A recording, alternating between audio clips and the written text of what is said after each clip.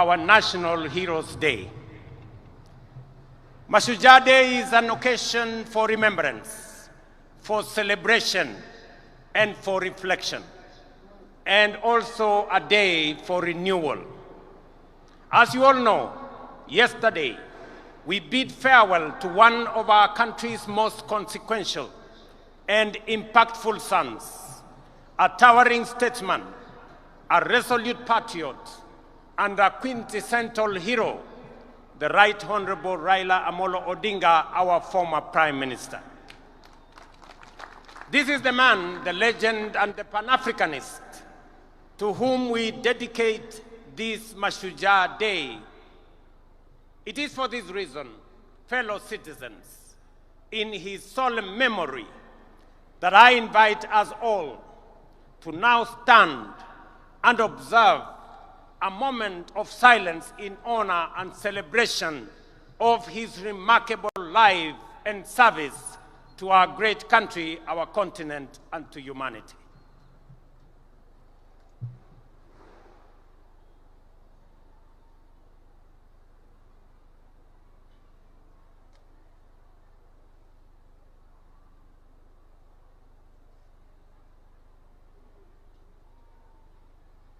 Thank you very much. Thank you very much. Sons and daughters of our motherland, Kenya, Raila Odinga aspired and labored for a Kenya that is free, that is fair, governed by the rule of law, and filled with limitless opportunity for all of us. Baba envisioned and fought for a nation where, in the immortal words of our national anthem, justice is everyone's shield and defender, where we all dwell in unity, peace, and liberty, and a Kenya that has plenty within its borders. It goes without saying that it is precisely because of great and irrepressible giants like Raila that we find within ourselves the courage and inspiration to go further, to dream bigger, and to pursue higher ideals. For greatness and nobility are never achieved by settling for the ordinary or the comfortable. They are seized by those who dare to push the frontiers of possibility, by those who refuse to be confined by what is, but instead reach boldly for what could be. It is in that restless, relentless pursuit of higher ideal, in that unyielding spirit of aspiration, that humanity advances and nations rise. For it is only by stretching beyond our limit that we discover our true strength and fulfill our full destiny. Fellow citizens, as we emerge from a week of profound sorrow and reflection, and as the nation continues to observe the 7 days of mourning on the passing of our former Prime Minister, it is both fitting and worthy that we anchor this year's Mashujaa celebration in the extraordinary and consequential life of our departed legend, the Right Honorable Raila Odinga. In honoring his memory, we also draw from his journey of enduring lessons of courage, service, and unyielding love for country. The first lesson that Baba taught us is to put country above self. Time and again, he reminded us that no disagreement is greater than our unity, no ambition more important than our peace, and no personal interest higher than the welfare of our nation. He famously declared that he would shake the hands of his rivals, whether he won or lost, because he loved Kenya more than he loved Raila Amolo Odinga. That was the measure of the greatness of a man. Early this year, when I invited him to address our cabinet retreat, Baba reiterated the need to ensure, above all else, that Kenya remains a stable and a secure nation. He reminded us that we may hold lofty visions and great ambition, that we may dream big, daring dreams, but without a country and a stable political environment, they would remain mere wishes. Perhaps, more significantly, he told us that an imperfect nation striving for perfection is far better than one that is consumed by chaos and anarchy. And he could readily point to countries in our region that were once stable, but later descended into turmoil and disorder, and decades on, they are yet to regain their stability. There are people still enduring untold suffering and loss. This is the critical lesson that those who criticized and faulted Baba for working with us to stabilize the nation forget or refuse to acknowledge, or they just simply don't care. When some saw the opportunity to bring down their competitors, even if it meant bringing down the country, Baba chose the stability of Kenya. For Agwambo, the specter of a failed state was too grave to contemplate. He understood that leadership is not about personal pride, but about preserving the republic, not about victory in politics, but about preserving the stability of the nation we love, Kenya. Second, fellow citizens, Raila's love for Kenya was deep, steadfast, and unconditional. He once told us that if he were to die and God asked him where he would wish to be born again, he would say without hesitation, "Take me back to Kenya." Such was the depth of his devotion to our beloved nation. He knew that Kenya, like all nations, was not perfect, that nation building was work in progress, that it is only renewed with every generation. He understood that we are an imperfect people, always striving towards a more perfect union. Yet even in our flaws, he saw magic and beauty. In our struggles, he discerned promise, and in our contradictions, he could pick out hope and unity. To Raila, there was no place on earth more worthy of devotion, no people more deserving of faith, and no dream more noble than the Kenyan dream. Thirdly, Baba's life was an example of always choosing and closing ranks for the common good. When our nation faced turbulence last year, for example, I reached out across the political divide.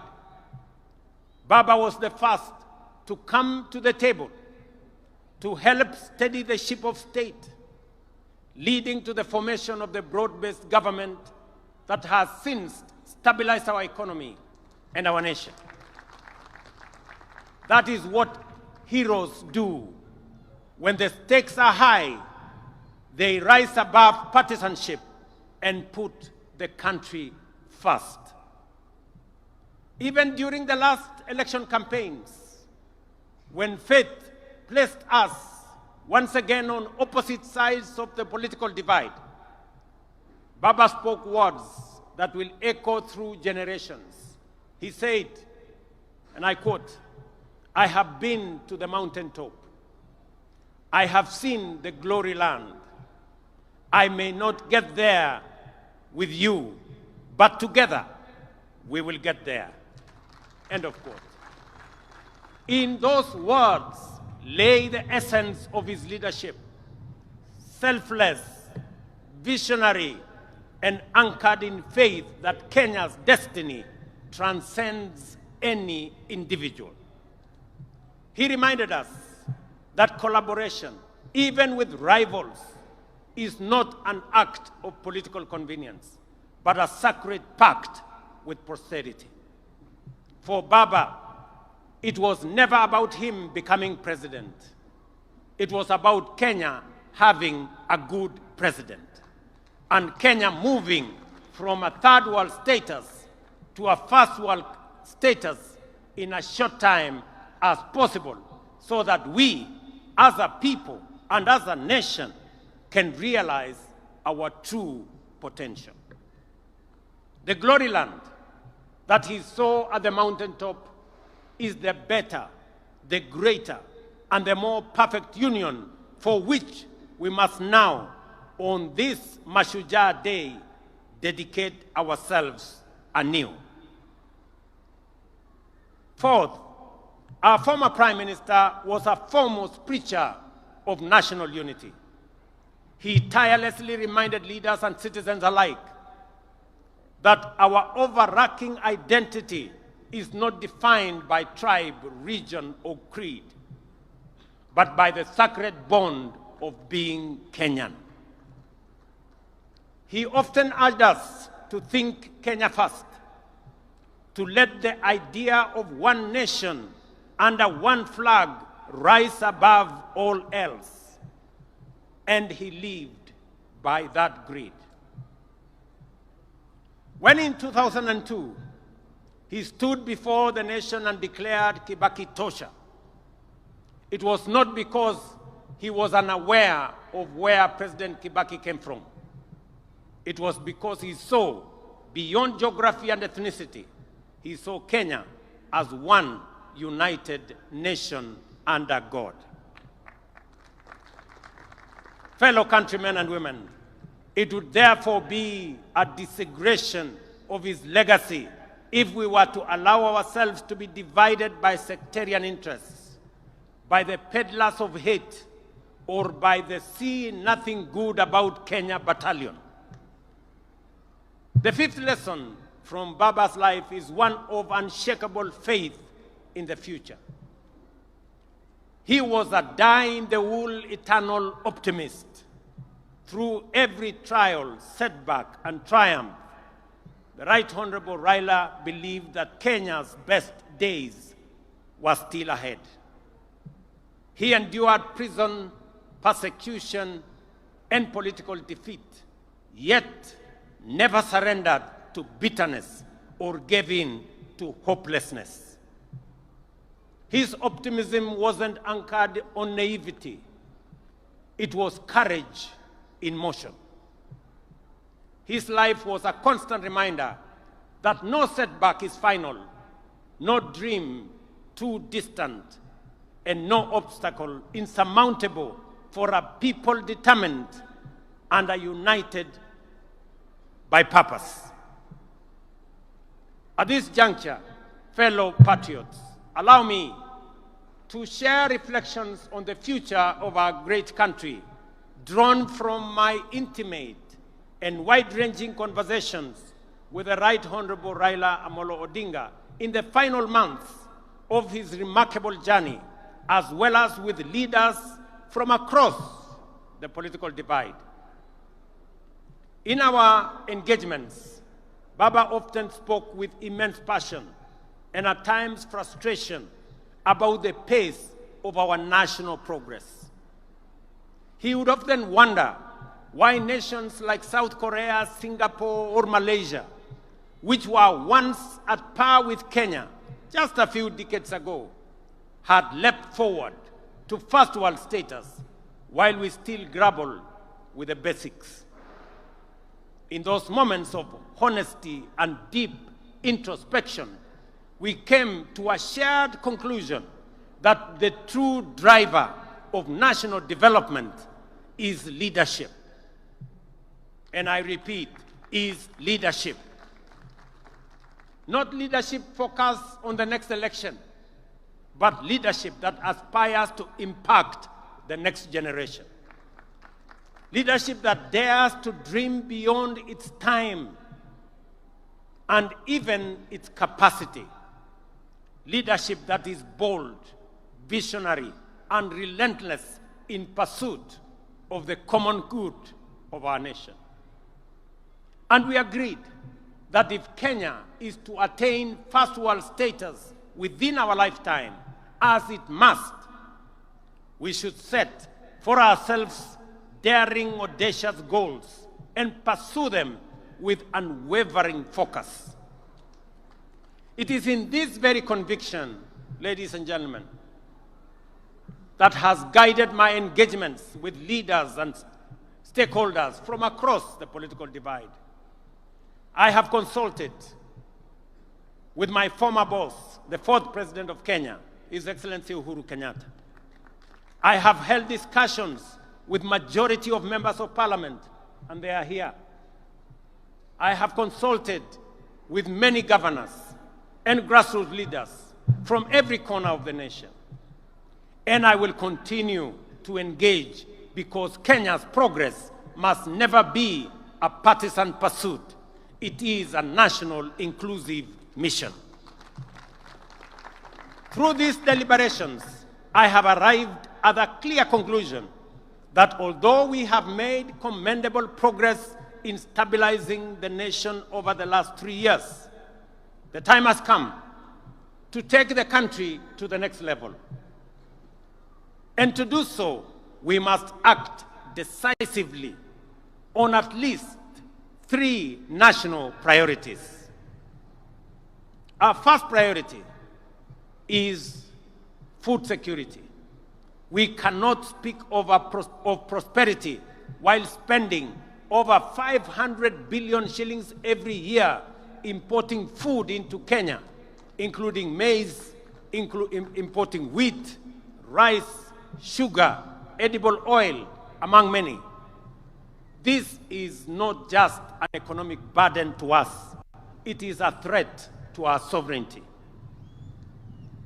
A nation that cannot feed itself, ladies and gentlemen, is not a nation that can claim to be free or sovereign. The only viable path available for us towards this goal now, fellow citizens, is through the expansion of irrigation and the modernization of our agriculture. Rain-fed farming can no longer sustain our growing population or our aspirations. That is why we have now set an ambitious target to build at least 50 mega dams across Kenya and to bring at least 2 million acres under irrigation. Let me emphasize